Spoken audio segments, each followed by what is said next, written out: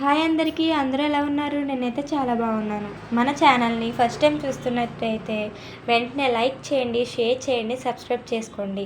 మన ఛానల్లో ఇంకో కుకింగ్ వీడియో అండి ఇది. పాలకూర ఉల్లికారం అనమాట. పప్పులో వేయడం ఇష్టం లేనప్పుడు నేను ఇలా చేస్తూ ఉంటాను ఇంట్లో అప్పుడప్పుడు. ఇంకా లేట్ చేయకుండా ప్రాసెస్లోకి అయితే వెళ్ళిపోదాం. ముందుగా పాలకూరని శుభ్రంగా కడిగి ఇలా చిన్న ముక్కలుగా కోసుకొని ఒక పక్కన పెట్టుకోండి. తర్వాత ఒక పెద్ద ఉల్లిపాయని ఇలా ముక్కలుగా కోసుకొని మిక్సీ జార్లో వేసుకోండి. ఒక 5-6 వెల్లుల్లి రెబ్బలు, అలాగే మీ రుచికి సరిపడా ఉప్పు, అలాగే మీ కారానికి తగినట్టుగా కారం కూడా వేసుకొని ఇదంతా కొంచెం కోర్సుగా మిక్సీ పట్టుకోండి. మరీ పలుచగా పట్టుకోవద్దండి, కొంచెం కోర్సుగా ఉండాలన్నమాట. ఇలా మిక్సీ పట్టుకున్న దాన్ని ఒక పక్కనైతే పెట్టుకోండి. ఇప్పుడు స్టవ్ మీద ఒక కడాయి అయితే పెట్టుకొని దాంట్లో కొంచెం ఆయిల్ పోసుకొని, ఆయిల్ హీట్ అయ్యాక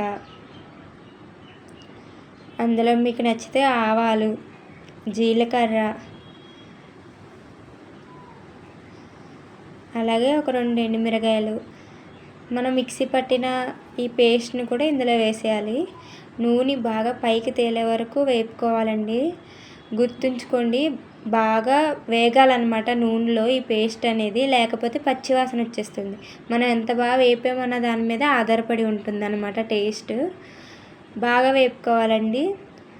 ఇప్పుడు ఇలాగా నూనె పైకి తేలుతున్నప్పుడు మనం కడిగి పెట్టుకున్న పాలకూరను కూడా ఇందులో వేసేసుకొని శుభ్రంగా మొత్తం పాలకూర అలాగే ఉల్లికారం కూడా మొత్తం కలిసేలా బాగా కలుపుకోండి. ఈ పాలకూర సాఫ్ట్గా మగ్గిపోయి మొత్తం దగ్గర పడే వరకు బాగా కుక్ చేసుకోవాలండి. ఒకవేళ కారం కానీ ఉప్పు కానీ సరిపోకపోతే ఈ టైంలోనే అడ్జస్ట్ చేసుకోండి.